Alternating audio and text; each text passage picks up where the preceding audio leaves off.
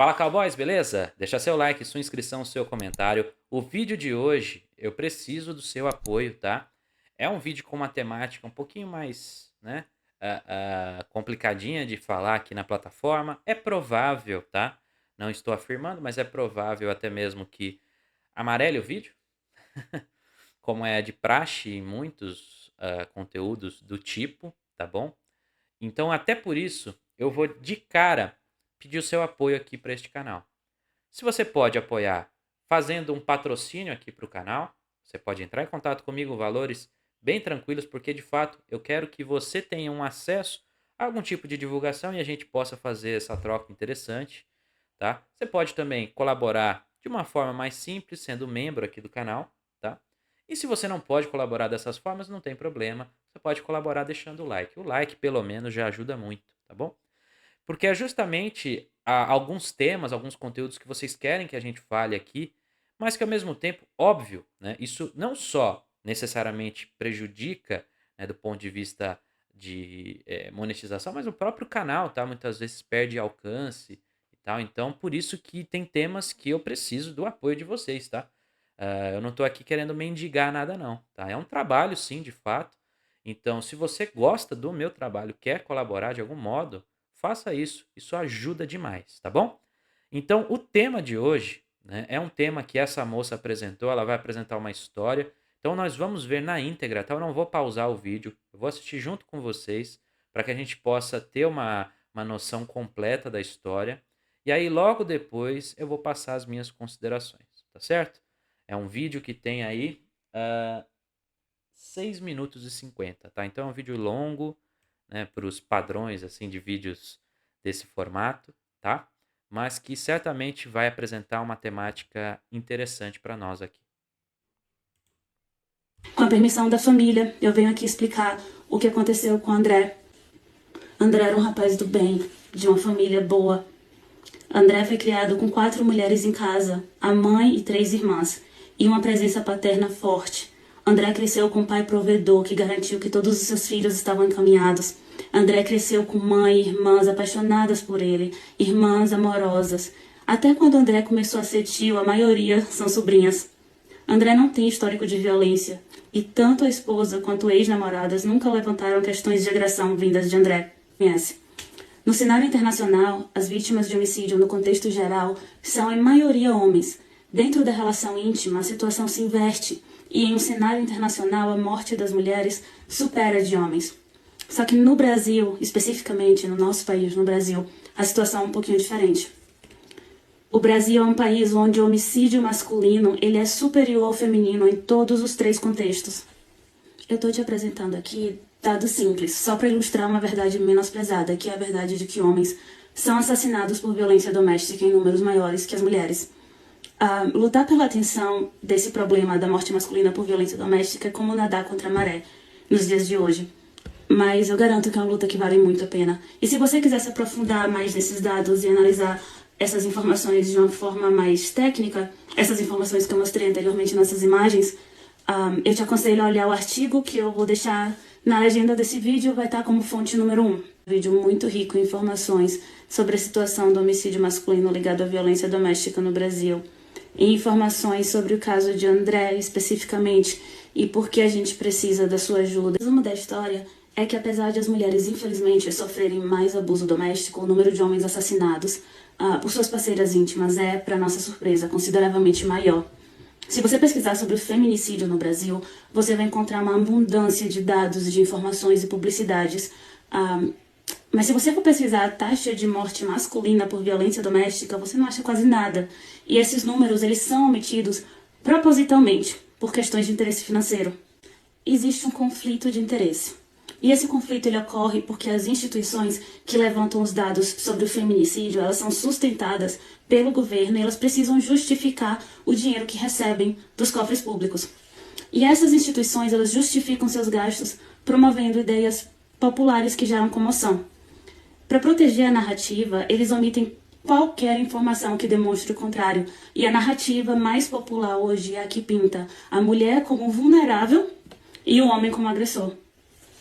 Agora pensa comigo, se a taxa de morte feminina por violência doméstica no Brasil fosse mesmo tão mais alta que a masculina, você não acha que com certeza essas mesmas instituições, elas exibiriam ambas as taxas, né, para poder expor esses gráficos comparativos, enfatizando essa assimetria? Mas você não vai achar esses gráficos comparativos. E o fato de não divulgarem esses números, sabendo que eles existem, só prova o quanto esses números são importantes. E o quanto eles são a ameaça para o conceito popular de que as mulheres são inofensivas e incapazes de matar. Essas informações que eu acabei de passar para vocês, elas são baseadas no artigo que você vai encontrar na legenda desse vídeo. Eu poderia passar horas e horas aqui só citando os casos de morte masculina por violência doméstica no Brasil só em 2023. Mas, para não ser leviana com o seu tempo, eu vou citar apenas 3, só para exemplificar a situação do nosso país hoje. O primeiro caso aconteceu em dia 4 de fevereiro de 2023, em Santa Catarina. Fernando Roberto, de 32 anos, ele é assassinado pela esposa a facadas. A polícia foi acionada após Fernando dar entrada no hospital esfaqueado. Ele chegou a ser entubado, mas ele não resistiu aos ferimentos e veio a óbito. Segundo a reportagem, a vítima havia saído para beber com os amigos após o trabalho. Quando ele chegou em casa, a esposa quebrou o veículo e, durante a discussão, acertou uma facada no peito do marido. No dia 7 de abril de 2023, Carlos Augusto da Silva é morto a facadas pela esposa na zona leste de Manaus. Durante uma discussão, Carlos foi esfaqueado pela esposa no tórax 2 vezes. Dia 12 de abril de 2023, em Taquaraçu, no Espírito Santo, Valceni Souza dos Santos, de 33 anos, foi esfaqueado pela esposa. De acordo com informações da polícia, a mulher de Valceni acionou socorro, dizendo que o marido estava em um bar e chegou em casa ferido. Segundo ela, ele chegou em casa, deitou na cama e veio a óbito. A perícia conseguiu constatar que o casal estava, na verdade, juntos no imóvel no momento dos fatos. Foram encontrados diversos vestígios da agressão, como marcas de sangue no chão e roupas. Foi encontrada também a faca ensanguentada na cozinha. Diante das evidências, a esposa confessou o crime e foi presa em flagrante. As investigações seguem em andamento. Como eu falei, eu poderia passar horas aqui só falando de casos de homens assassinados pela sua esposa só no ano de 2023. Mas eu tô aqui para falar de um caso específico, de um caso que afeta a minha família diretamente.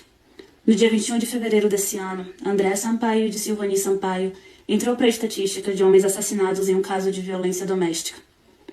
André era cunhado do meu tio Sérgio, irmão da minha tia Danusa e tio das minhas primas Daiane e Ana Letícia.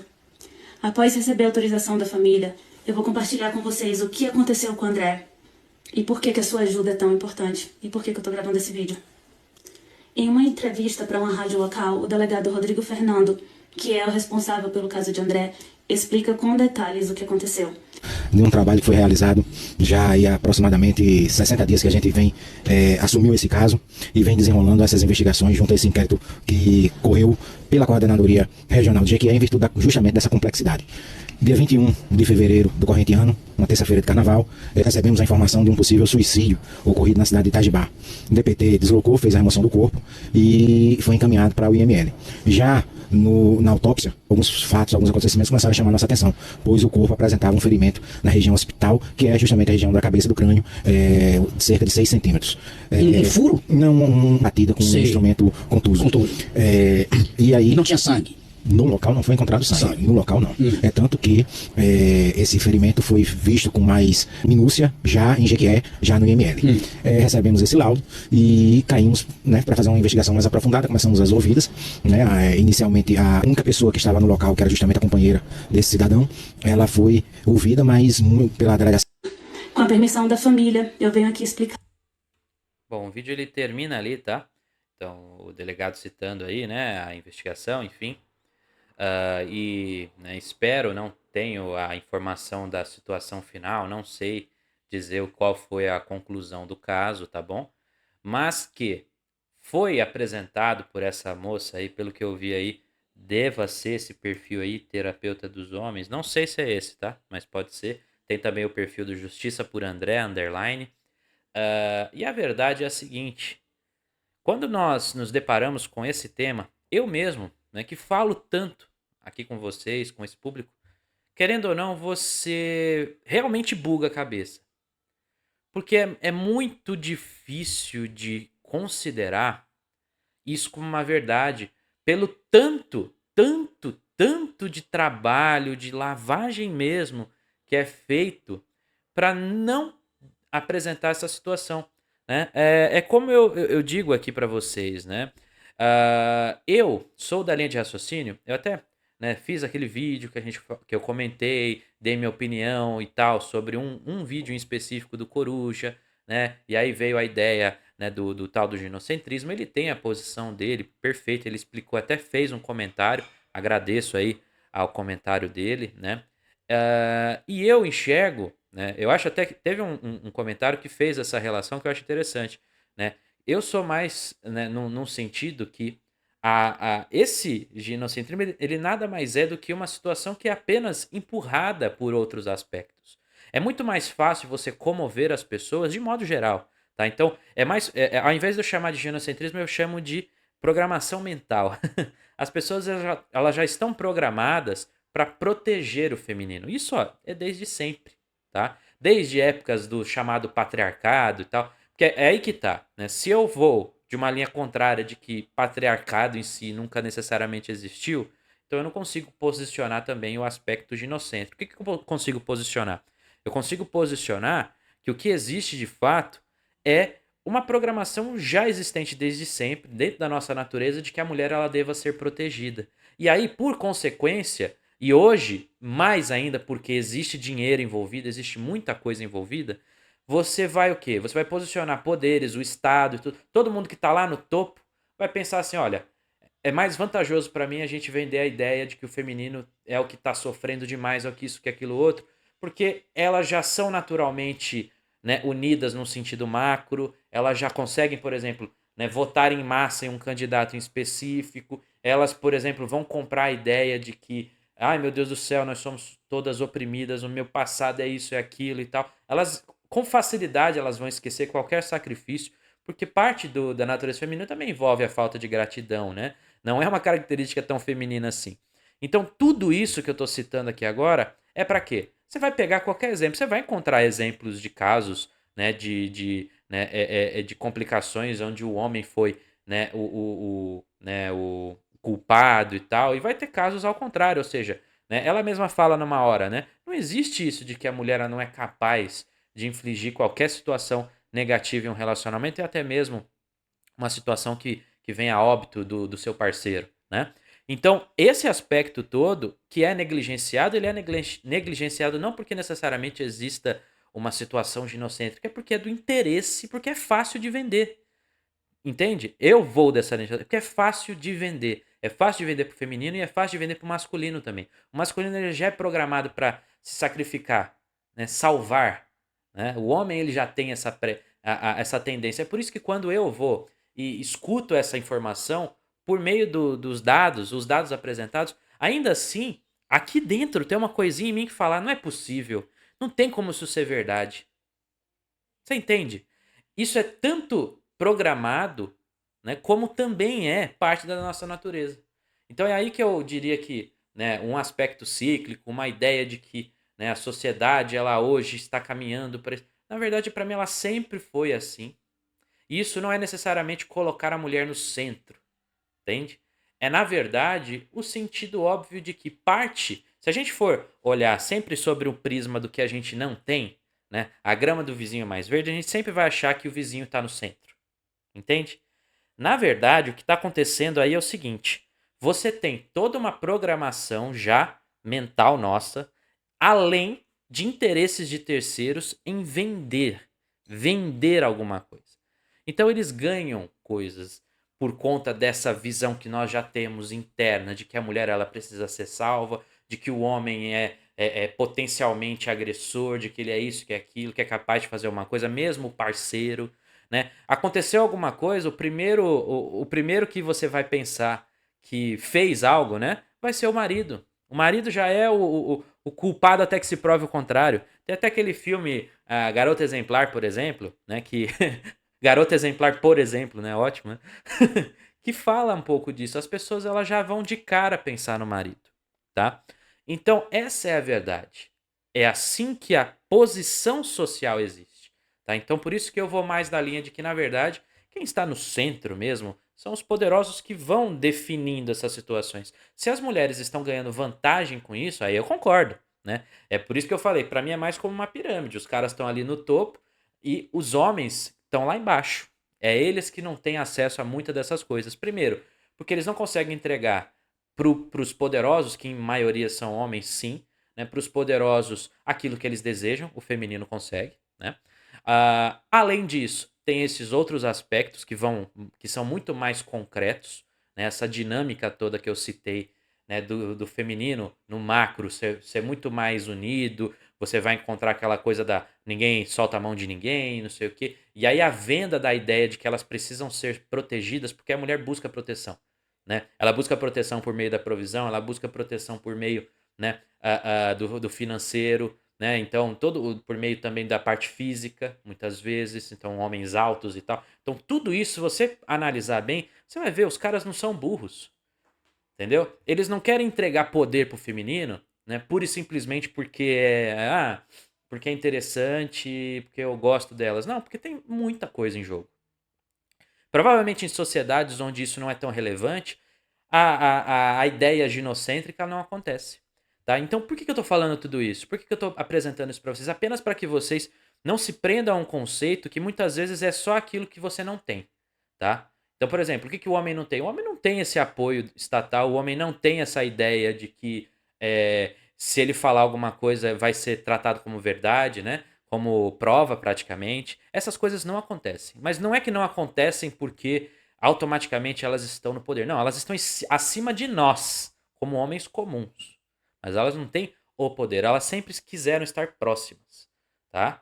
E tem recursos para isso. Tem recursos que chamam a atenção de quem está lá no topo, entende? Então é por isso que eu tenho essa divergência, tá? Eu entendo que dentro do conteúdo ali tá muito direcionado essa ideia, esse conceito que para mim eu entendo como equivocado, tá? Por conta disso, por conta dessa parte que eu citei, ele não é equivocado na parte onde ele cita essas diferenças e o quanto que o feminino tem vantagem do masculino, tá? Eu também poderia apresentar aspectos do masculino que há vantagem sobre o feminino, tá?